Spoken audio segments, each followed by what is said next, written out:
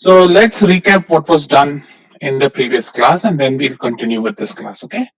So remember what we discussed so far. So in the last week we discussed carrier statistics, right? That is we discussed what is the Fermi level, how how does the Fermi level move with respect to doping. So given the doping concentration, how do you calculate the Fermi level? And given the Fermi level, how do you calculate the doping concentration, right? So you should be comfortable in all those aspects. Also, what you see is whenever you think about a semiconductor, you have electrons and holes, right? And so these are your carrier species, and these are the ones which are going to conduct current, right? And so others attendance is not so. Before I just got a question, so I'm answering it. Others attendance is fine. I mean, I'm okay if you're attending my class. Attend one person's class. My only request to all students is attend somebody, because this course is pretty dense. So doing reading from the textbook has generally turned out to be not a very um, it's not recommended. If you can do it, well and good. But generally, this class it'll help a lot if you attend the class. So attend somebody. Whom you attend is up to your choice, right? Whomever you think can explain things to you, attend that person. Okay. So as I said, we have two kinds of carriers, electrons and holes. Remember, these are negatively charged, these are positively charged carriers, right? And so at any for a semiconductor in equilibrium, law of mass action holds, that is NP is equal to Ni squared. So remember, whenever things are at equilibrium, so this is true only at equilibrium. So today we'll start the next chapter where we're going to look at things when they are not at equilibrium, right? So when they're not at equilibrium, this law will not hold. This law only holds when things are at equilibrium. So then what we started discussing in chapter 3 was what happens when I apply fields across the semiconductor. So all of you know that if a voltage is applied across a piece of semiconductor or a resistor, right? So if I apply voltage V across a length L, what is the electric field? V by L, correct? Remember, if you don't remember, these are important relationships you should know. This is assumed that when you come into this class, you know that. Remember, units of electric field are volt per centimeter. So that tells you voltage per centimeter of the semiconductor is the electric field, right? So when you have an electric field applied at low electric fields, right? The average velocity. So this kind of motion at low electric fields, we see that both the electrons and holes drift, right? This kind of current is known as a drift current. That is under the presence of an electric field, when the electron or hole moves, then it is known as a drift current, right? So when you apply an electric field, you're going to have electrons and holes move.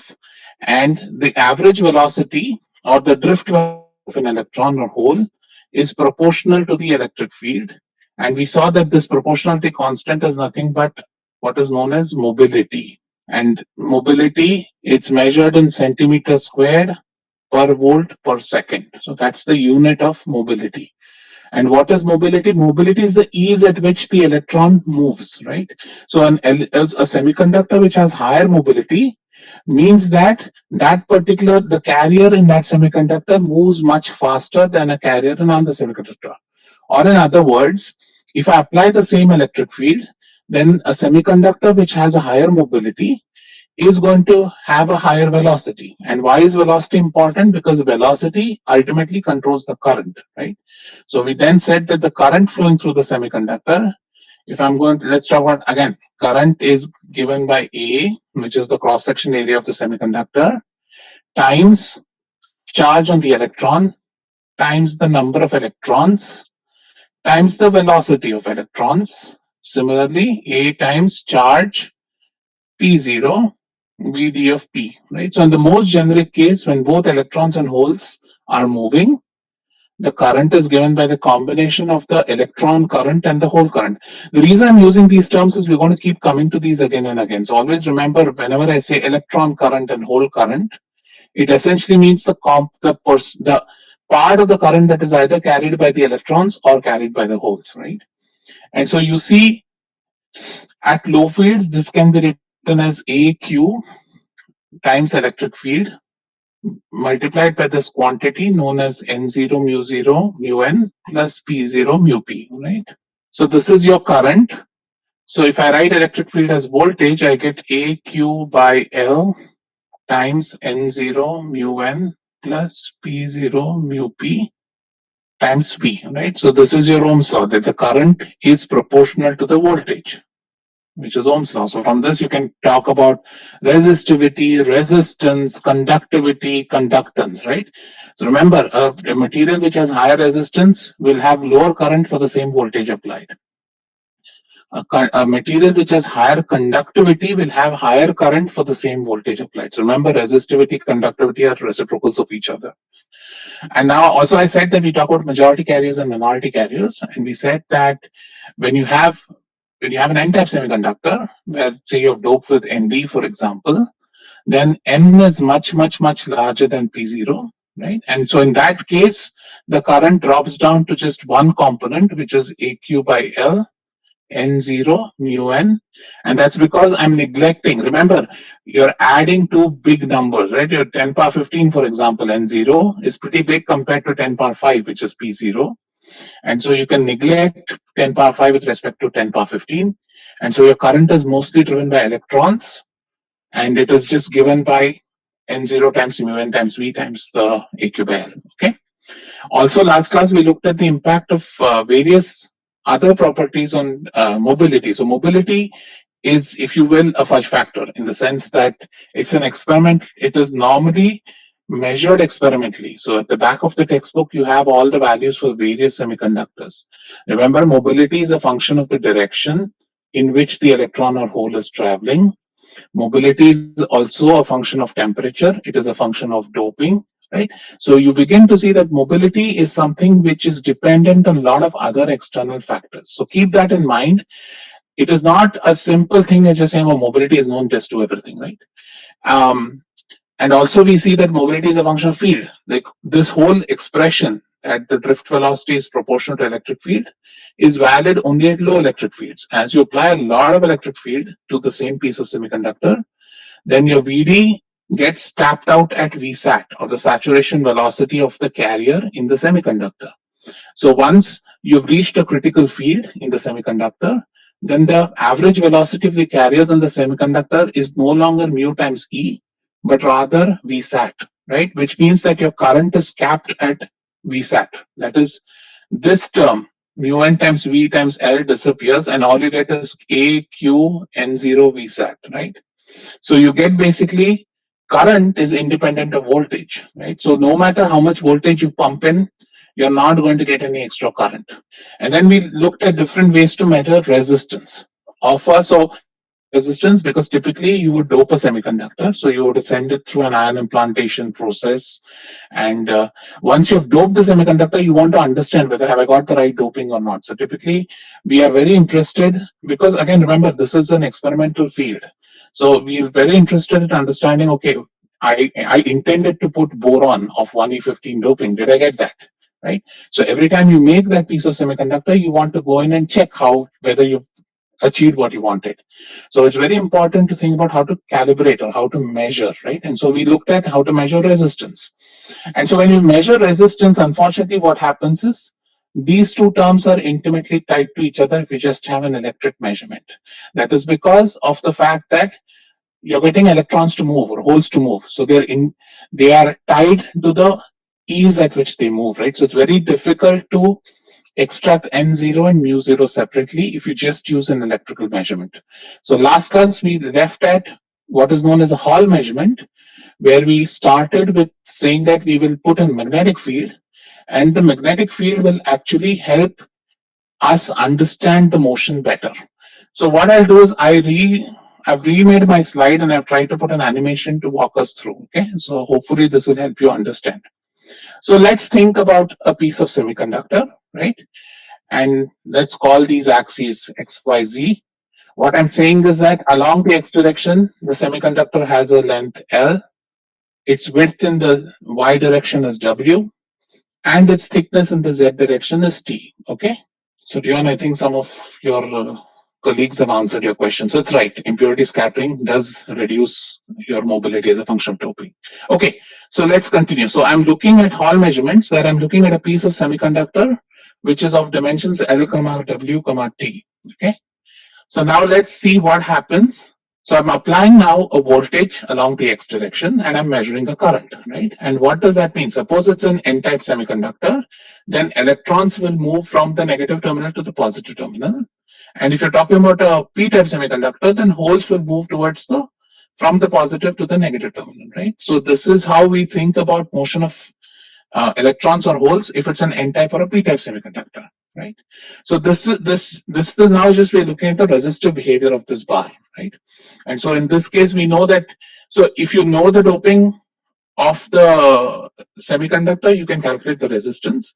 Or in other words, if I know the current density, so remember here what I've done is I've replaced my current with current density, right? Because I'm assuming that the current is constant across the entire bar.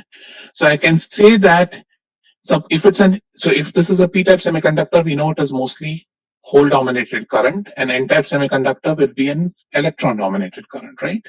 And so if I measure Ix, I can measure the current density, and from that I know how to calculate the velocity or the average, as long as I know the doping concentration. So everybody with me here? I hope so. There's nothing new that's happened here. All we are just looking is the drift current in a piece of semiconductor. Okay. Now what we do is we apply a magnetic field in the z direction, right? So when you apply a magnetic field in the z direction, right, what happens to the force on the electron? Because of the fact that this electron or hole are moving in the presence of a magnetic field, you're going to have a force on the magnetic field which is given by the charge, if it's positive or negative, depends on hole or electron, times v cross b, right?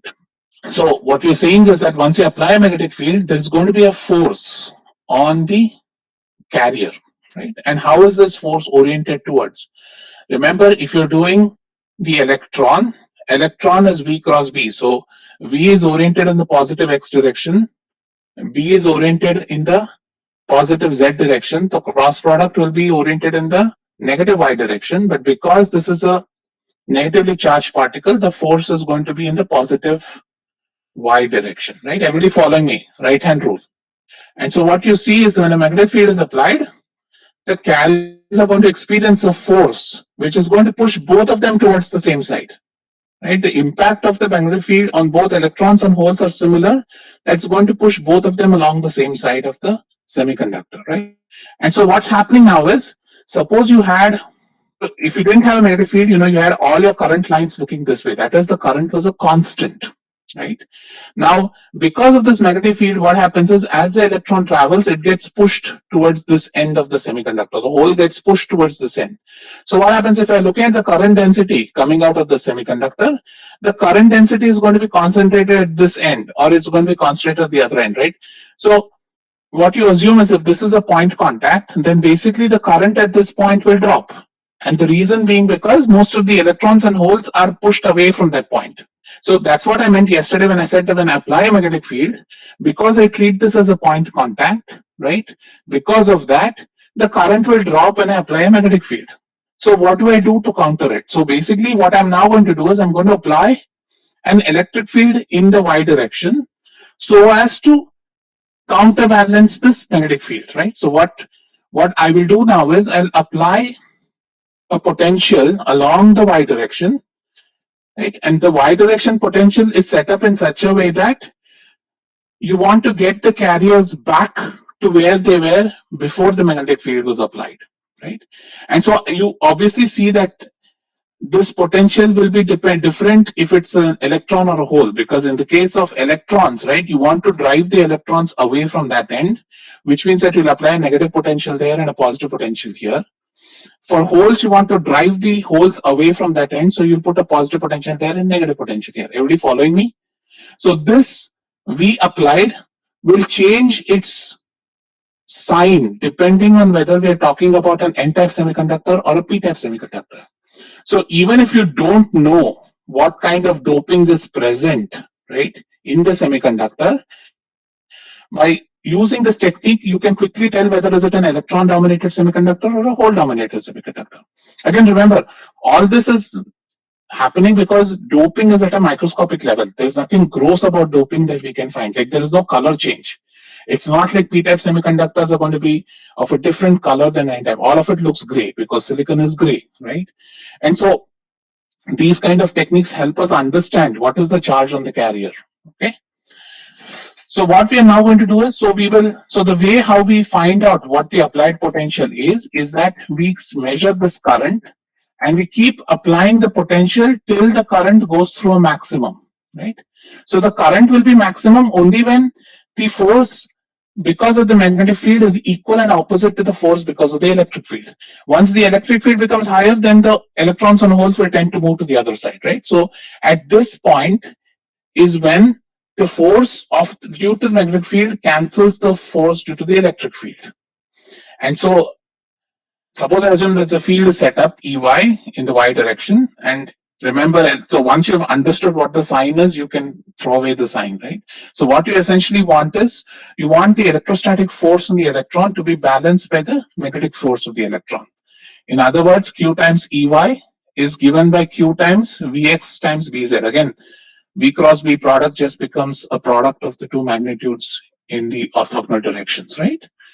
And so what that gives you essentially is, so remember, this is a measured quantity. This is something you applied. This can be extracted from a measured quantity, right? So if I put this together, we talk about something known as a Hall coefficient, right? And what is the Hall coefficient? Hall coefficient, like in the case of holes, I've taken an example, is nothing but this quantity, 1 by QP0. So I can write it from this expression in terms of Jx, right? And so what you get is essentially Ey by Bz Jx. And if I put in Jx is nothing but Ix by Wt, Ey is given by Vap by W. What I essentially get is my Hall coefficient is, all of these are measured quantities. So T is something I know. Vap is what I've applied to counterbalance the forces. Magnetic field is something which I know I've applied. Current is something which I measure, right? So all quantities on the right hand side are measured quantities or known quantities. So knowing all this, you can basically extract 1 by QP0, which is a Hall coefficient, from which you can calculate what the hole concentration is. So again, remember, these are gross measurements. So this is giving you an average hole concentration, right? So this is telling you what the average hole concentration in that piece of semiconductor is. Everybody following this, any questions? I'll take a moment here and see if you have any questions on the Hall effect. So the whole aim of the Hall measurement is to get the Hall coefficient, because the Hall coefficient will give you the doping concentration in the piece of semiconductor. Okay, let's look at the, so Priya last, can you repeat the point of maximum current? Okay. So let's go back. When you had only this current flowing, when there was no magnetic field at all, then you were measuring some current, right? So when this magnetic field was applied, think about a hole, right, in the semiconductor. When the magnetic field was applied, it tends to push the hole towards the left side of the semiconductor, right? And that force is given by QV times QV cross B. So if I don't do anything, then what's going to happen is the holes are going to be pushed towards the left side of the semiconductor, leading to a fall in the current that I measure here. So what I'm instead going to do is I'm going to apply an electric field. I'm going to apply an electric field in the opposite direction so as to push these holes away from that end, right? So if I apply electric field in such a way that the holes are actually pushed. So if I apply too much of an electric field, then the holes, instead of accumulating on the left side, will start accumulating on the right side, right? So they will be equal and opposite only when these two forces are equal and opposite, at which point all the holes will again be towards the center, which means that the current is going to be maximum. So if I push the holes towards the left side, the current is going to drop. If I push the holes too much toward the right side, the current is going to drop, right? So the maximum current will be possible only when this condition holds, that is, the force due to the applied electric field is equal and opposite to the force due to the magnetic field that is in the system. And that is done by measuring the current. So what you do is you set up the magnetic field and then you start applying, you sweep the applied voltage over a range. So when you sweep the applied voltage over a range, you will see the current go through a maximum. And so when you see what the current maximum is, that tells you what is the applied voltage which is equal and opposite to the force due to the magnetic field, and so that sets up this point. So that's how you measure EY. So Vap is the point at which the current is maximum. Hope I've answered your question. Let's look at the next question. Sir, how is Hall coefficient related to doping concentration? Can somebody answer that? I just wrote it there. 1 by Q P0. How do you calculate P0 in a P-type semiconductor? Can somebody unmute and answer? What is P0 in a P-type semiconductor? Hole concentrations. Yeah, but how do you calculate hole concentration? Suppose I say the P-type semiconductor is doped 1E15. What is the hole concentration? Anybody? It will be approximately equal to that. It is equal to 1E15, right? So because remember, every acceptor is going to give a hole, right? Or every acceptor is going to steal an electron from the system, right? So if I have 10 power 15 boron atoms per centimeter cube, then I'm going to have 10 power 15 holes per centimeter cube in a P-type semiconductor, right? So knowing P0 essentially means that I know what Na is, right? Because Na is equal to P0. Everybody is understanding this. That is the basis, right? That's what we did in carrier statistics. That when I put in a P-type doping, I'm going to get the number of holes equal to the doping concentration I have in the system, right? Okay.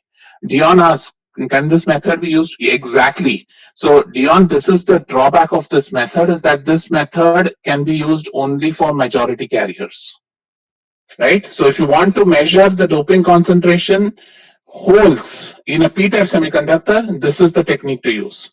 We look at, when we finish the next chapter, we look at how to measure the minority carrier concentration, and there we'll see at a different experiment, which was the Haynes-Shockley experiment. So we'll look at that in a couple of classes.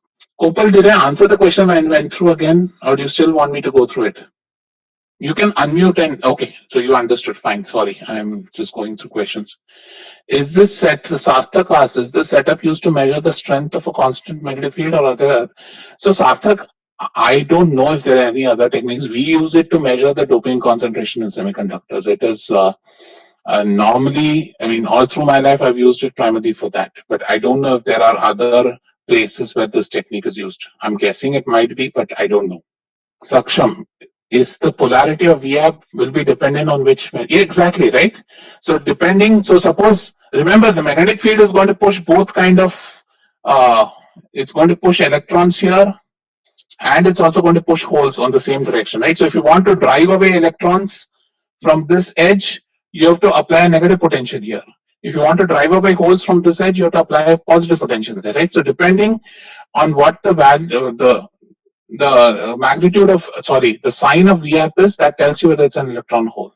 So Chinmay, yes, there will be, so that is what, so I explained this. In reality, all three processes are going at the same time. So eventually, at the point of maximum current, there is no E field in the Y direction, right? At the point of maximum current, right, there is no E field in the Y direction. I've just used this to explain what's happening. You're right in the sense that there is an electric field. So I'm setting up another electric field so as to counter that electric field that was set up. Yes, Shreyas, you're correct. Okay, all right. And so let's move to the next topic. So may I ask a question? Yeah, go ahead. So suppose someone gives me a piece of silicon and I don't know whether it is like one of the carriers is majority or means whether it is equally doped or one of them is in majority. So Correct. how will I find that out? So that you use in this, right? So use it in this setup and find out what the polarity of Vap is, right? So in this case, the way I've shown in the figure, right? If the applied voltage you have to apply is positive, then you know it is a hole dominated system. If the applied voltage you have to apply is negative, then you know it's an electron dominated system, right? So this measurement will tell you exactly whether it's an electron dominated system or a hole dominated system. All you have to do is just look at the polarity of Vap. Right, sir, but I want to come to know whether the other one exists or not, right? So generally they will exist, right? In a semiconductor, if there are holes, there will be electrons. Now the concentration of electrons and holes, that depends on Ni squared, right? So this is just going to tell you what the majority carrier is. Whenever there are holes, they have to be electrons. There is no system where there won't be any electrons, right? Electrons and holes are always present in semiconductors, just the ratio is going to be different based on the kind of semiconductor you have. the point I was trying to make is you won't be able to tell. So if you're looking at a p-type semiconductor, you won't be able to tell what is the you can't measure the electron concentration. So what you'll do in that case is you'll say, okay, the whole concentration is so much. Using law of mass action, I can extract the electron concentration to be such and such. But there is no direct measurement of electron concentration in that case. Okay. Harsh, yes, you're right. This technique will not work for intrinsic semiconductors, right? If for intrinsic semiconductors, the equal number of holes and electrons. So again, this is a technique only, again, remember, it's only for majority carriers. When I say majority carriers, I immediately mean that it is only for doped semiconductors, because we can't talk about majority carriers for undoped semiconductors, correct? Yeah. Okay. Okay. So now let's look at a very important concept before let's leave this chapter, right? And this is going to, again, these are concepts which we'll use again and again when we start understanding semiconductor devices, right? So this concept is known as constancy of Fermi level, okay, at equilibrium. So what we'll do in this case is, let's assume, for argument's sake, that we have two systems which are at equilibrium with each other. Let's assume this is material 1. Let's assume this is material 2. This has a density of states of N1 of E. This has a density of states of N2 of E. This has a Fermi function of F1 of E. This has a Fermi function of F2 of E. Remember, Fermi function is nothing but 1 by 1 plus exponential E minus EF by KT, right? So when I say there are two Fermi functions, that essentially means that the Fermi level here is EF1, the Fermi level here is EF2, right? So let's assume that they were far apart at one point of time and the two Fermi levels were different. Now what I've done is I've brought these two semiconductors in close contact or intimate contact. The word we use is intimate contact with each other, such that exchange of carriers can happen, right? So we have brought them in intimate contact such that exchange of carriers can happen, right? And eventually the system goes to equilibrium. So what we are looking at is not at the process of exchange of carriers. So we're looking at what happens at equilibrium. So think about at time t equal to 0, they were far apart. They had two different Fermi levels. I brought them together and I allowed them to exchange material. And now after a lot of time, say infinite time later, I'm now going to look at the system, right? And I want to understand how are the electrons or holes distributed in that system. So now when you think of equilibrium, so let's assume that the system reached equilibrium. So when the system reaches equilibrium, what does it mean? It essentially means that all the electrons and holes have settled down, right? They've reached their whatever golden number is, so that if any electron is going from material 1 to material 2, another electron on average is moving back from 2 to 1. So what I'm basically saying is the rate of exchange between these two systems is going to be equal. So I'm saying that the rate of an electron moving from 1 to 2 is equal to the rate of the electron moving from 2 to 1. Right? So what I'm saying is that when things are at equilibrium, remember again, I'm not saying that there are no electron exchange happening. So it's a very subtle point here I'm making. I'm not saying that electrons are not getting exchanged, because remember, this is happening at some temperature T. So electrons are going to have energy, electrons are going to move. But what I'm saying is that on an average, if one electron moves from system 1 to 2, there is always another electron I'll find which is moving in the opposite direction, such that the net rate of exchange is 0, right? So the key thing to keep in mind is the net rate of exchange. So now let's work out. So let me see if you guys can tell me. So what is the rate of an electron as it moves from 1 to 2? What is it proportional to? So let's think about it. So I want one electron to move from material 1 to material 2, which means that, remember again, now we are not assuming any scattering, anything, which means that the electron cannot lose energy or gain energy in this transition. So we're basically looking at the electron just going from one state to the other without losing energy.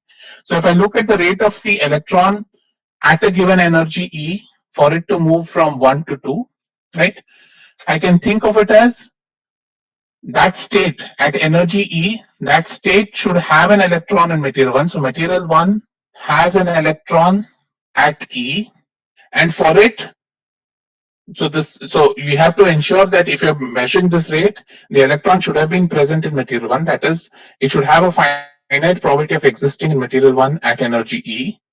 And it should also have an empty state, right? If all the states in E are full in the material 2, then the electron will not have a place to go to, right? So this and material 2 should have an empty state at E. Everybody following me? So what I'm saying is, for the electron to go from 1 to 2, right? Electron should be present in the energy level in 1, and it should be have an empty level in 2, right? So now tell me, what is the probability, or what is the number of electrons I have in material 1 at an energy E? How do I calculate it? Can somebody unmute and tell me? How many electrons are present in material 1 at energy E? How do I calculate that? Correct, GC times FFE. So what is GC here? So I'm saying that this is N1 of E times F1 of E, right? Remember, N1 is the density of states. That is the number of states I have at energy E in material 1. Times the Fermi function is telling me the probability of finding an electron at that energy. So N1 times F1 gives me the number of electrons I have in material 1 at energy E. And what can you say about the other term? So material 2 should be empty. So there should be empty states present at that energy. So what is the number of empty states present in material 2 at energy E? Correct. It is going to be N2 times 1 minus F2 of E. So now, Vedant, you got it right? It is not 1 minus N2 F2. It is 1 minus N2 times 1 minus F2. So now let's measure the other. So here basically it's N1 F1 times N2 1 minus F2, right? Let's look at so can you guys tell me what it should be for the other direction?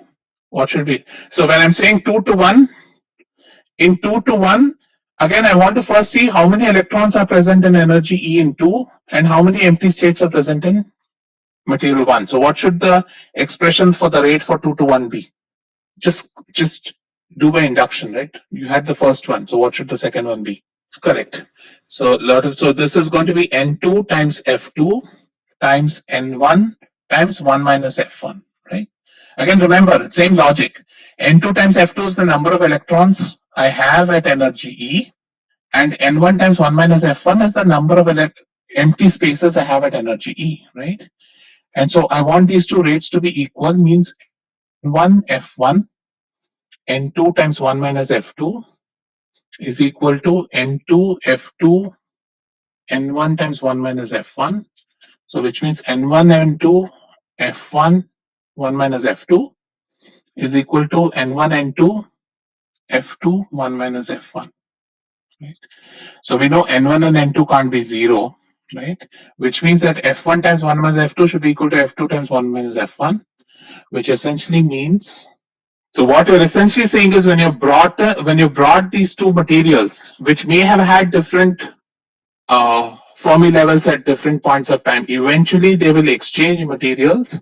So whenever there are two systems in intimate contact and at equilibrium, the Fermi level is a constant in the system.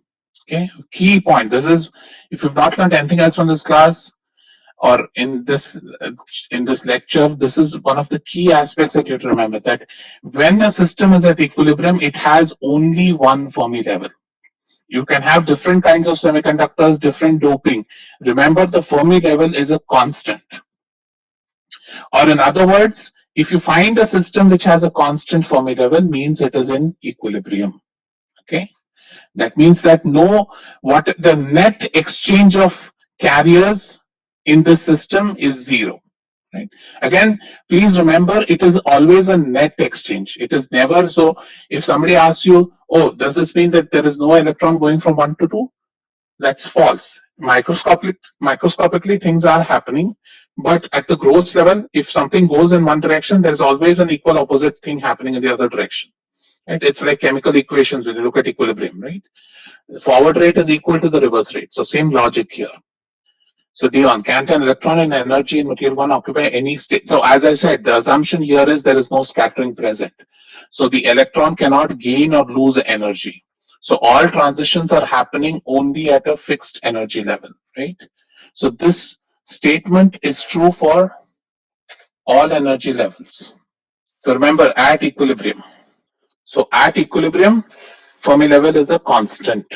Copper, yes, initially, long time ago it had, but what we have done is we brought them together and we have let them come to equilibrium, right? And now we're looking at it in equilibrium. This is not a transient thing I'm looking at. I'm looking at a state when I brought these two material systems from equilibrium and now they're here, right? And now I'm seeing finally at equilibrium what happens, right? So what I want you to remember is when things are at equilibrium, no matter they might be different semiconductors, they might be different doping, everything. Eventually, the Fermi level is going to be a constant through the entire system. And therefore, when you have a system in equilibrium, you talk about only one Fermi level. Right? So Fermi level. So see, now it becomes powerful. So we'll start looking at this. This is a very powerful concept because we're essentially saying that a system at equilibrium can be associated with only one Fermi level. So all electrons and holes in that system are going to align themselves in such a way that there is only one Fermi distribution present. Okay, so with that, I think we are done with chapter 3. So I'd like to start chapter 4. And I'm going slightly faster than the other sections, but please stop me if you have any questions, okay? Ashutosh, yes, we'll talk about all this calculations and all that we'll talk about once we're done with this chapter, okay? So this chapter is now going to talk about something known as excess carriers.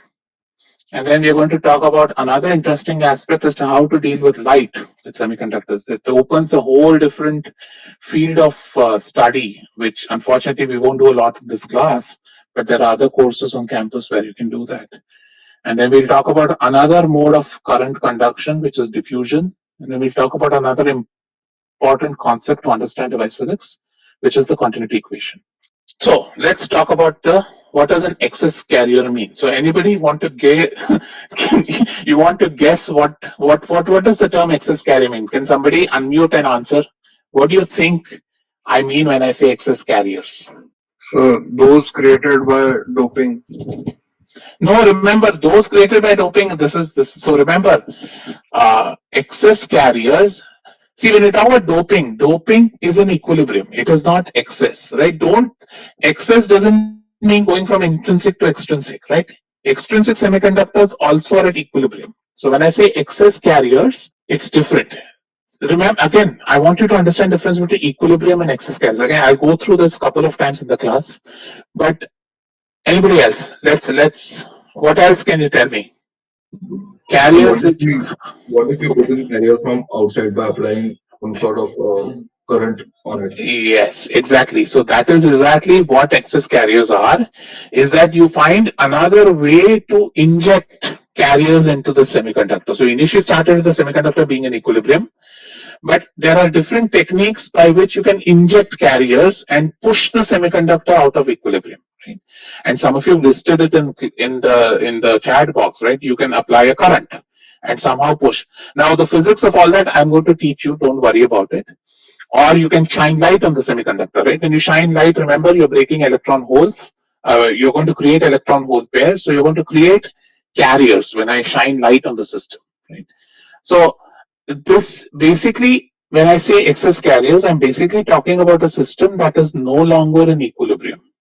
So I'm talking about a system where I have intentionally pushed in carriers or removed carriers from the system. So excess carriers, even though I use the word excess, we talk about excess carriers being as either positive or negative. So I can say removal of carriers as also a departure from equilibrium. And again, we'll do all the formalism, the math and all that as to how do you think about it. But essentially, that is what we're talking. We're talking about a condition that we have pushed the semiconductor system away from equilibrium. So we've added or removed certain carriers which shouldn't have been present when it was in equilibrium.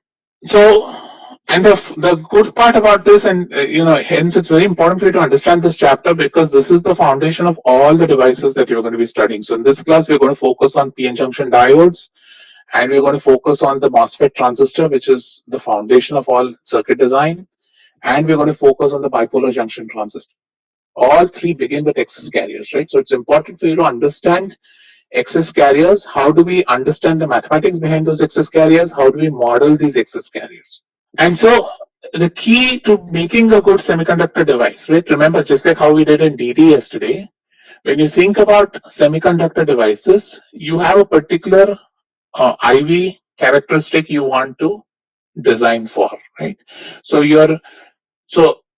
again, for example, if you think about diode, right? The diode you guys have done in ES. The advantage of a diode is diode allows conduction only in one particular direction. In the other direction, we say that it doesn't allow any current to flow, right? So when you want to, so it's a one-way switch, if you think, right? And so that is the starting point. Okay, I need to make a one-way switch. So how do I make it? And then you start thinking, okay, what kind of semiconductors do I put together to get those kind of IV characteristics, right? And so what you now have to start thinking, okay, how do I use doping? How do I use other techniques that I've learned in this class to create semiconductor devices which can give me a certain IV characteristic? And how do we control? So we'll see in MOSFETs and BJTs that controlling this carrier essentially gives you a 3-terminal device, right? So one thing, you guys would have done it all in years, right? A diode is a 2-terminal device, right? In the sense that it allows conduction from A to B, but it does not allow conduction in the opposite direction. Then we have what are known as transistors. And what does a transistor do? By applying a suitable potential on the gate, I can control what's happening between the drain and source, right? So now this becomes an electronically controlled switch. So by using a transistor, I can control what's happening at 2 other terminals by doing something at a 3rd terminal, right? And so this basically gives, so controlling that is giving you a way to control the flow of current through the circuit. And that's essentially what circuit design is, right? Circuit design is basically how you're controlling the current as it flows through the various branches. So very basically, this is what devices are all about, right? Let's look at the simplest case. So we have done this in the last class. Could somebody unmute and tell me what happens when a photon hits a semiconductor? So where do you begin? So please unmute and give me an answer. Suppose I tell you a photon is hitting a semiconductor. Now tell me what happens afterwards. Anybody? So the photon will transfer its energy to a bond, and electron will be set free. Electron only or electron and hole? Either of the carriers. Both of the carriers. It's not either. Both. When you break a bond, right? When you break a bond, you're going to get one electron hole. Otherwise, it's not electrically neutral. Yes. Right? So remember always EHP, electron hole pair, right? And so what can you say about the energy of the photon? Is there a particular energy for the photon that it should have for this to happen? It should be quantized. Correct. No, quantized, it's always quantized. Photon is always quantized. So what was it, greater than what? Work function. And not work function. Greater than what? Yeah. I think I see a few answers. So what you're seeing essentially is that, remember, band gap is a measure of the bond strength, right? So what you're saying is if the energy of the photon is greater than the band gap energy of the semiconductor, right? Then one photon gives me one electron hole pair. That is, it gives me one electron plus one hole. So this is the foundation of optical interaction. That is, I need to ensure, so for photons which have energy less than Eg, right? For photons which have energy less than Eg, nothing is going to happen in the semiconductor because the photon doesn't have enough energy to create an electron hole pair, right? So you also say that the semiconductor is transparent to photon at that energy, right? If you can equate it to light, it's basically saying that the semiconductor is transparent to that particular energy. Okay, so I'll leave this here, just introducing the photon concept because I have a meeting at 11 which I need to run to. So I'll take a few questions for the next 10 minutes. But for those of you who don't have any questions, I'm done with the lecture. We'll continue with this on Tuesday. Okay, and yeah, okay, thank you. Okay, let me take a few questions. Okay, so Harsh asks, when equilibrium is disturbed, that will also generate electrons and holes, right? So yes, that will generate, and we'll talk about that. There are processes known as generation and recombination, which we'll talk about. So that's what we're going to discuss in this chapter. Okay, Saksham asks, are excess carriers and majority carriers the same? No. Remember, majority carriers are what's happening at equilibrium. So it's a very, always remember, extrinsic semiconductors are also at equilibrium, right? And majority carriers just means that semiconductor has more electrons than holes or more holes than electrons, right? So when you talk about majority carriers, you're talking about extrinsic semiconductors. And that is in equilibrium, right? When you talk about, say, a semiconductor doped with Nd, that semiconductor is in equilibrium such that the number of electrons is equal to Nd. So excess carriers are different. Excess carriers are when you have pushed the system out of equilibrium, and now we're looking at what's happening there, right? So it's a different phenomenon. Gaurav, I hope I answered. Extrinsic semiconductors are in equilibrium. When I say X, remember, excess doesn't mean different from Ni. Ni means nothing. Ni is just the intrinsic carrier concentration. Extrinsic semiconductors are also in thermal equilibrium, right? That's how the Fermi level moves up and down, right? So extrinsic semiconductors do not mean they're not in equilibrium. Extrinsic semiconductor, what is equilibrium? Equilibrium means that it is in tune with the temperature, right? Everything has settled down and there is equal amount of energy exchange between the system and outside, right? So equilibrium is true for any system. It doesn't have to be only for intrinsic or extrinsic. Any system can be at equilibrium. I think Abhin answered that good. But Gaurav asked, but either holes or electrons are always in excess in extrinsic semi. So again, it's, I hope I've answered. It's not excess. They are in equilibrium, but they might not be equal to intrinsic concentration. That's all it means. That's got nothing to do with excess carriers. Okay, I'm glad some of you others are answering. Good. Saksham asks, should it be band gap or bond energy? So generally, Saksham, they're both related to each other. So we generally see that semiconductors with larger bond energies tend to be same as the band gap. And I use the bond energy model because it's easy to understand. But this, generally, you see that the band gap and bond energy are very close to each other.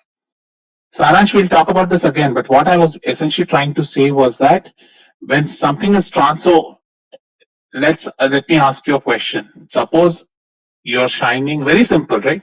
Suppose you're shining a single wavelength of light on a piece of on a box, right?